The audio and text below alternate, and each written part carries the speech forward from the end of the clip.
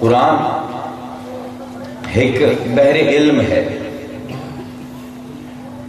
بندہ ایک آیت دا کئی مہینے تفسیر کرتا رہے تو اس بندے دا اگر ضمیر زندہ ہے کہ ان دا شعور وسیع ہے تو آخر تے ایک دن مجبور ہو جاسی کہ اس ایک آیت دا بھی انہا پورے مہینے دے وچ میں تفسیر دا حق ادا نہیں کیتا. اللہ قرآن دے جملیاں، قرآن دی آیات دی دلکشی، دل نشینی،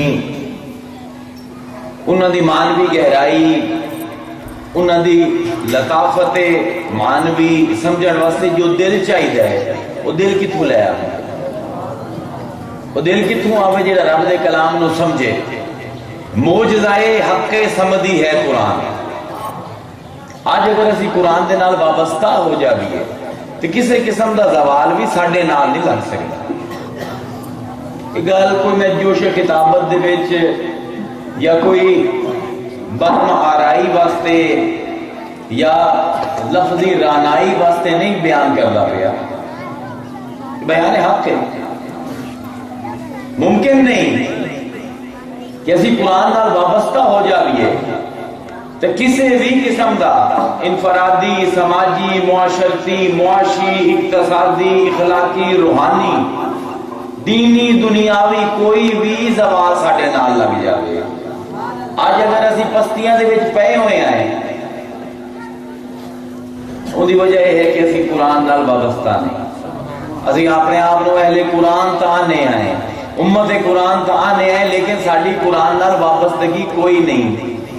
ہو سکتا ہے تانوں کسی نو ایک گل گراں گزرے بری لگے. اج کل دا ساڈا جیڑا علمی، مدرسی،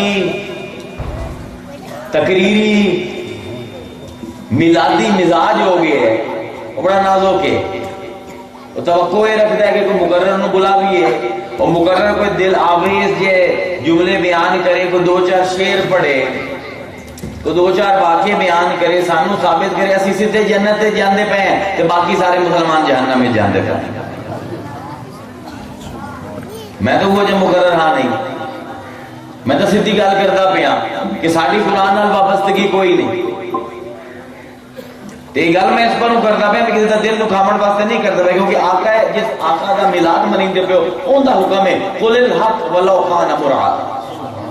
سچ بول، باویں بولن وچ کوڑا ہوے تے باویں سنن وچ کوڑا ہوے. بے شک یہ حقیقت ہے. ساڈی قرآن نال وابستگی کوئی نہیں.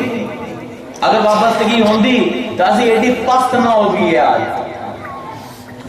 میں اپنی گل میں دلیل نہ ثابت کر دے سا کہ اسی قرآن نو سمجھے ہی نہیں. آج دلیل دیسا جیڑی کوئی بھی دانشور سمجھ جاتی. ایک دانشور ہوندے نے اصطلاحی، کوئی پروفیسر ہے، کسی یونیورسٹی میں پڑھائیدا ہے، کوئی پی ایچ ڈی ہے، کوئی کسی دارالعلوم دا فارغ التحصیل ہے، پنگ پیندا ہے، تقریراں کریندا ہے، وہ دانشور ہے، وہ کالم لکھدا ہے کسی اخبار دے وچ، کوئی رسالیاں دے وچ اون دے مقالمے چھپدے ہیں. ایک وہ دانشور ہوندے نے، ایک دانشور عمومی ہوندے ہیں. میرے نزدیک جیڑا بھی فرش میلاد تے آ جاوے وہ دانشور ہے. یہ بھی گل میں بغیر دلیل دے گل نہیں کرندا. میں کدی کوئی زندگی دی گل بغیر دلیل دے نہیں کیتی. کیوں آئے ہو اس فرش میلاد تے؟ نسبت محمد لے آئی ہے نا. کیا نسبت محمد کو بڑی دانشوری بھی کوئی ہے کائنات دے وچ؟ اندر پر بڑا دانشور کون ہو سی جہاں چاہتا ہے کہ میں رسول نال کامل ترین کائنات دی ہستی دے نال میری نسبت ہو جاوے؟ تسی سارے دانشور ہو، تسی سارے میری دلیل سمجھ جا، سارے دے سارے سمجھ جا. میں آیت پڑھی ہے اس میں دلیل بنی دا پیا کہ ساڈی قرآن نال وابستگی نہیں. اسی قرآن نال ان جڑے نہیں بحثیت امت جویں سانو جڑنا چاہیدا ہے. اللہ فرمیندا پیا واعتصموا بحبل اللہ جمیعا، اے لوگو اللہ دی حبل نو مضبوطی نال تھام لو، سارے مل کے اللہ دی رسی پکڑ لو. وَاذْكُرُوا نِعْمَتَ اللَّهِ عَلَيْكُمْ، تے جیڑی اللہ نے تواڈے تے نعمت کیتی ہے اوندا خوب ذکر کیتا کرو. وہ نعمت کی ہے اِذْ كُنْتُمْ أَعْدَاءً، تُجھ ایک دوسرے دے جانی دشمن ہے. فَأَلَّفَ بَيْنَ قُلُوبِكُمْ، اسی نعمت اپنی بھیجی تواڈے تے تسی تواڈے دل ایک دوسرے دے واسطے جڑنے شروع ہو گئے، الفت پیدا ہو گئی، محبت پیدا، دشمنی دی جگہ تے محبت آ گئی، فاصبحتم بنعمتہ اخوانا، کہ تسی صرف دوست نہیں بڑے بھرا بھرا بن گئے۔ آج اسی بھرا بھرا ہیں، شیعہ سنی دیوبندی اہل وہاب، کیا بھرا بھرا ہیں؟ یہ مطلب ہے اللہ دی رسی کوئی نہیں پکڑی۔ اللہ دی رسی کی ہے؟ اللہ دی رسی ذرا ہوں دیکھو قرآن کیا کتاب ہے، دیکھ کیویں اے معجزہ حق کے سمجھان ہے، توجہ نہ سنیں۔ اللہ دی رسی، رسی کی ہے؟ مفسرہ نے مختلف گلاں کیتیاں، بعض مفسرین نے لکھیا کہ ایتھے حبل اللہ دی رسی تو مراد ہے رسول دی ذات، کہ رسول دی ذات نو پکڑو۔ بعض نے آخیا نہیں، رسی تو مراد دین ہے کہ دین اسلام تے عمل کرو، تے بعض نے آخیا اس رسی تو مراد خود قرآن ہے، یعنی قرآن نو پکڑو، قرآن دی تعلیم تے عمل کرو۔ بہرحال میں تری یہ گلنا مان لینا کہ اللہ دی رسی، اللہ تشبیہ دیندا پہ رسی نو رسول دے نال، دین دے نال، قرآن دے نال۔ انہیں تشبیہ کیوں دیتی اللہ نے رسی دے نال؟ میرا سوال ہے، تشبیہ دیتی کیوں جاندی؟ ایک ادبی مسئلہ ہے، تھوڑی جی تو سما خراشی، تو تھوڑے جے بھاری لفظ سننے پوچھیں کیونکہ ادب دا معاملہ آ گیا۔ میں ادب دا بھی اسٹوڈنٹ ہاں، جی میں روحانیت دا ہاں، وجدان دا، عرفان دا، تفسیر دا، میں ادب دا بھی اسٹوڈنٹ ہاں۔ تھوڑے جے اوکھے جملے، بھاری جملے دو چار سننے پوچھیں، ورنہ مزہ نہیں آنا۔ ادب دی گل ہوندی پئی ہوے تے ادب نہ ہوے مزہ نہیں آندا۔ تشبیہ کیوں دیتی جاندی ہے؟ تشبیہ دینے کا مقصد کی ہے؟ تشبیہ دی غرض و غایت کی ہے؟ تشبیہ یعنی حسن کلام واسطے دیتی جاندی ہے یا کوئی مقصد ہے؟ اسی ایک چیز دوسری چیز نال تشبیہ دینے ہیں، کیوں دینے ہیں؟ ایک کے سوال ہے تشبیہ دی ضرورت کی ہے، یہ دوسرا سوال یہ ہے کہ حسن تشبیہ دا معیار، حسن تشبیہ سونی ہونی چاہیے۔ بھئی تشبیہ دا کام میں ہے، تشبیہ دی حسن دی تکمیل اس ویلے ہوندی جس ویلے کسی زیبا، کسی بلند تر، کسی حسین ترین چیز نال تشبیہ دیتی جائے۔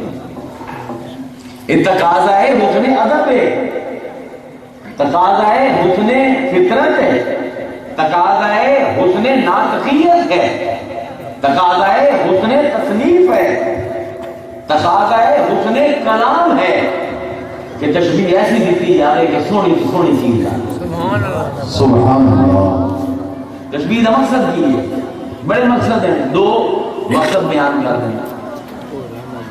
تشبیہ ایک چیز نو دوئی چیز نال اس ویلے دیتی جاندی ہے کہ کوئی ایسی چیز ہے جڑی ناقابل فہم ہے، ناقابل درک ہے، ساڈی سمجھ تو بالا تر ہے، اسی اس دے نال مانوس نہیں آئے، وہ چیز ساڈی غیر ہے۔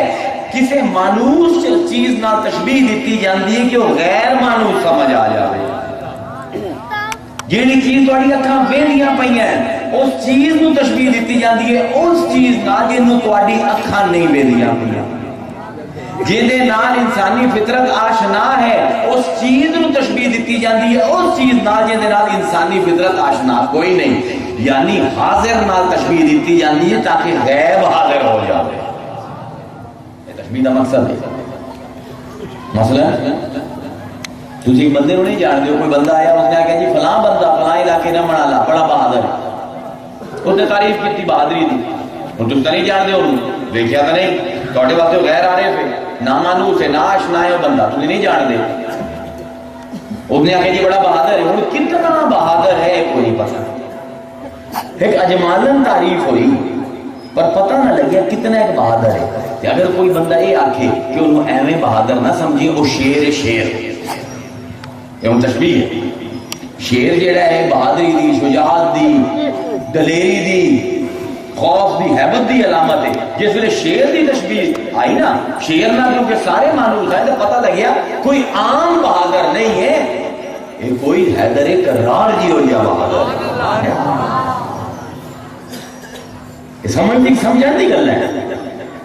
تشبیہ اس پر دیتی جاندی پئی ہے کہ ایک ایسی حقیقت دے نال سانو کسی ایسی حقیقت دے نال جوڑ دیتا جاوے جنوں اسی حالی نہیں جان دے. تے دوئی تشبیہ دیون دا مقصد یہ ہوتا ہے کہ حسین چیز نو حسین تر کر دیتا ہے, بلند چیز نو بلند تر کر دیتا جاوے, نفیس چیز نو نفیس تر کر دیتا جاوے. اپنے ادبیات پڑھو نا کہ شاعر ہمیشہ اپنے محبوب دے چہرے نو چندے آفتاب چندے مہتاب.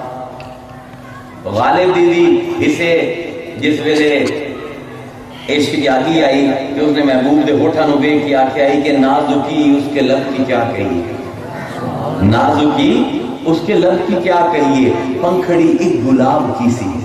سبحان اللہ. وہ گلاب دی پنکھڑی جیڑی ہے کیونکہ وہ نفیس تر ہے. محبوب دے ہونٹاں نو اون دے نال تشبیہ دیندا پیا سانو پتہ لگے غالب دے محبوب دے ہونٹ کیویں ہیں. ایک سر سڑا چاہ پیندا پہ تے چاہ دا گھٹ بھرے اس تے محبوب یاد آ گئی. تشبیہ دی دنیا تو لے جانی, تشبیہ دی دنیا. ہن چاہ دا گھٹ بھریندا ہے, پیالی رکھیندا ہے, رنگ ویندا ہے, چاہ دا تے آندا ہے وہی گرمی وہی نرمی وہی شوخی وہی رنگ,